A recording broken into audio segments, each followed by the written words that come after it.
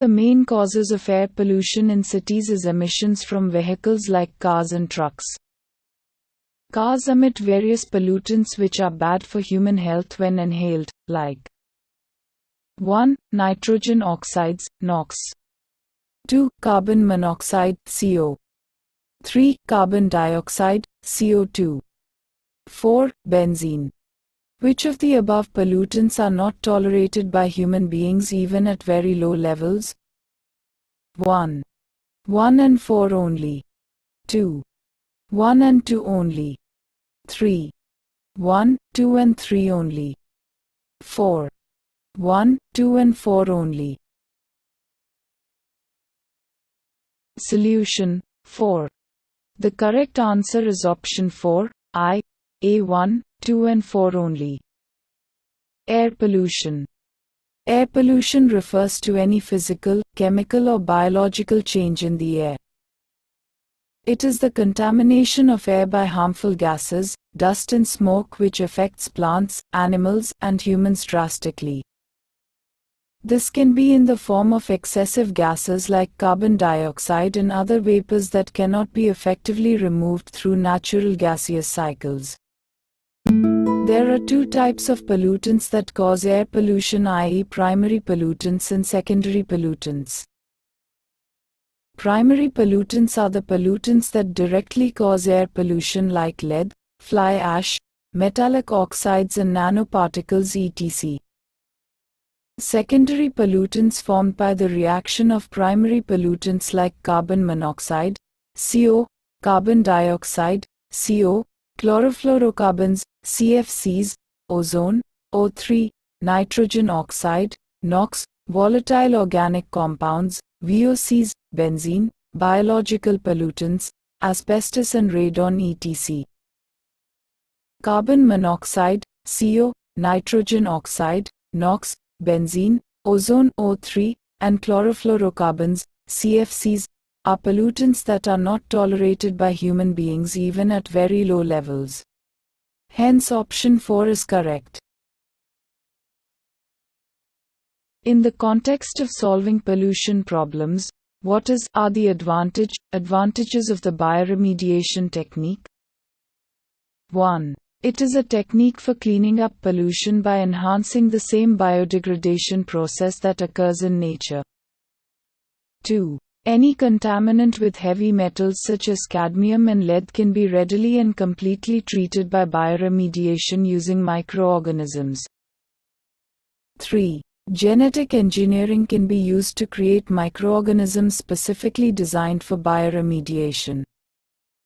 Select the correct answer using the code given below. 7. 1 only. 2.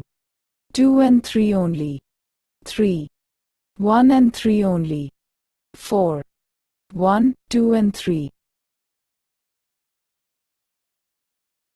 Solution 3. The correct answer is 1 and 3 only. Bioremediation technique.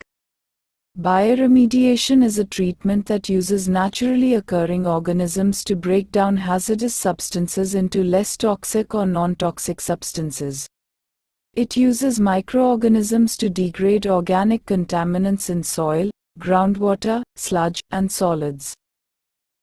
The bioremediation technique is a technique for cleaning up pollution by enhancing the same biodegradation process that occurs in nature. So statement 1 is correct. Not all contaminants are easily treated by bioremediation using microorganisms. For example, heavy metals such as cadmium and lead are not readily absorbed or captured by microorganisms.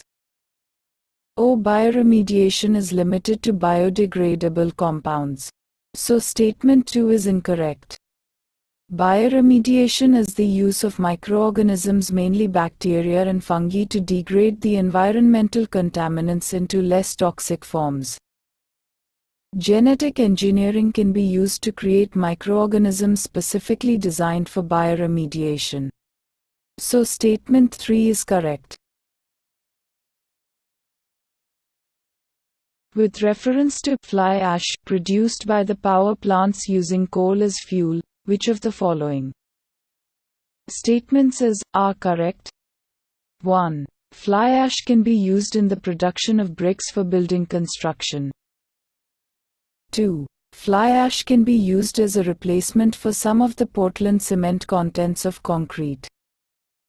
3. Fly ash is made up of silicon dioxide and calcium oxide only, and does not contain any toxic elements.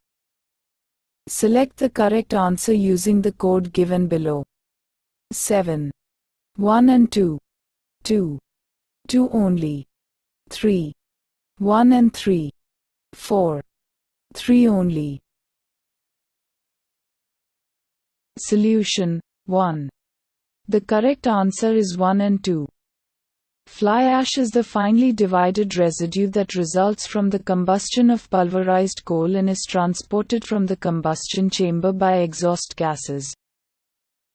Fly ash is produced by coal-fired electric and steam generating plants.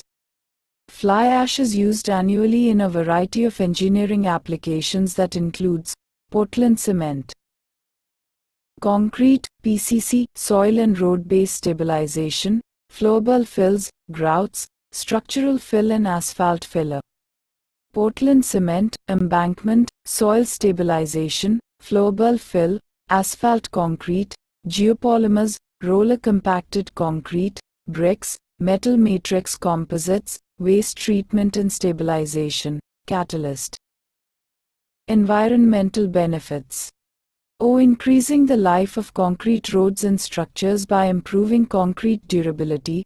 Net reduction in energy use and greenhouse gas and other adverse air emissions when fly ash is used to replace or displace manufactured cement. Reduction in amount of coal combustion products that must be disposed in landfills, and conservation of other natural resources and materials. Characteristics, size and shape. Fly ash is typically finer than Portland cement and lime. Fly ash consists of silt-sized particles which are generally spherical, typically ranging in size between 10 and 100 micron.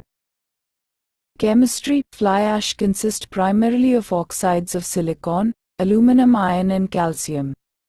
Magnesium, potassium, sodium, titanium, and sulfur are also present to a lesser degree. Color. Fly ash can be tan to dark gray, depending on its chemical and mineral constituents. Tan and light colors are typically associated with high lime content. A brownish color is typically associated with the iron content. A dark gray to black color is typically attributed to an elevated unburned carbon content. Which of the following are some important pollutants released by the steel industry in India? 1. Oxides of sulfur. 2. Oxides of nitrogen. 3. Carbon monoxide. 4. Carbon dioxide. Select the correct answer using the code given below. 1. 1, 3 and 4 only. 2. 2 and 3 only. 3. 1 and 4 only. 4. 1, 2, 3 and 4.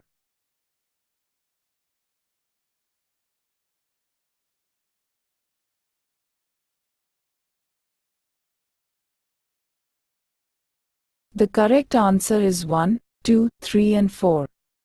The main pollutants are particulate matter, oxides of sulfur and nitrogen, and carbon monoxide along with high emissions of carbon dioxide.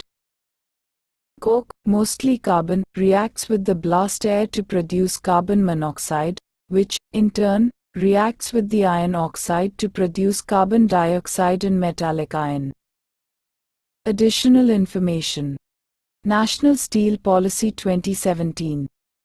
The National Steel Policy, which was released in 2017, aims to attain a steel production capacity in India of 300 mount by 2030. It has a long-term vision to enhance domestic consumption, produce high-quality steel and make the sector globally competitive. The policy's mission is to create an environment that enables 1. Self-sufficiency in the production of steel by giving policy. 2. Support and guidance to MSME producers of steel, the private sector, central public sector enterprises and boost sufficient capacity additions. 3. Development of internationally competitive manufacturing capabilities.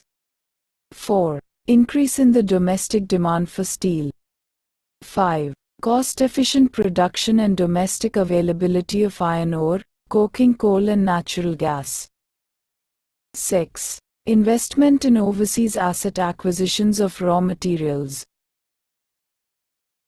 Which of the following add carbon dioxide to the carbon cycle on the planet Earth? 1. Volcanic action. 2. Respiration. 3. Photosynthesis. 4. The decay of organic matter. Select the correct answer using the code given below. 1. 1 and 3 only. 2 2. 2 only. 3. 1, 2 and 4 only. 4. 1, 2, 3 and 4. Solution 3. The correct answer is 1, 2 and 4 only. Key points. The process of photosynthesis takes up carbon dioxide and release oxygen. Hence photosynthesis does not add carbon dioxide to the carbon cycle. Hence, statement 3 is not correct. Volcanic action leads to the release of carbon dioxide. Respiration is the movement of oxygen from the outside environment to the cells within tissues and the release of carbon dioxide in the opposite direction. The process of decomposition releases carbon dioxide. Consider the following statements about persistent organic pollutants. 1. They are carbon-based substances. 2. They accumulate in the fatty tissue of living organisms including humans. 3. At higher temperatures, they are soluble in water. 4. They are controlled by the Stockholm Convention. 5. The Global Environmental Facility, GEF, is the designated interim financial mechanism for the Stockholm Convention. Which of the statements given above are correct? 1. 3 and 4 only. 2. 3, 4 and 5 only. 3. 1, 2, 4 and 5. 4. 1, 2, 3, 4 and 5.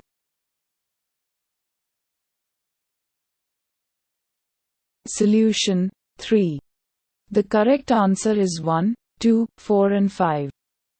Persistent organic pollutants are insoluble in water. All the remaining statements are correct. Why in the news? The Union Cabinet has approved the ratification of 7 chemicals listed under the Stockholm Convention on Persistent Organic Pollutants, POPs. These were newly added POPs after amending the convention. The amendments in various annexes of the convention cannot be enforced on India until it ratifies the amendments. This ratification will prohibit the manufacture, trade, use, import, and export of 7 chemicals namely 1. Chlordecone. 2. Hexabromobiphenyl. 3. Hexabromodiphenyl ether and heptabromodiphenyl ether, commercial octa BDE. 4. Tetrabromodiphenyl ether and pentabromodiphenyl ether, commercial penta BDE. 5. Pentachlorobenzene. 6. Hexabromоcyclododecane. 7. Hexachlorobutadiene. About POPs. Persistent organic pollutants (POPs) are organic chemical substances, that is, they are carbon-based. They possess a particular combination of physical and chemical properties such that, once released into the environment, they 1. Remain intact for exceptionally long periods of time, many years. 2. Become widely distributed throughout the environment as a result of natural processes involving soil, water, and, most notably, air. 3. Accumulate in the fatty tissue of living organisms including humans, and are found at higher concentrations at higher levels in the food chain. 4. Are toxic to both humans and wildlife. 5. Are insoluble in water. The Stockholm Convention focuses on eliminating or reducing releases of POPs.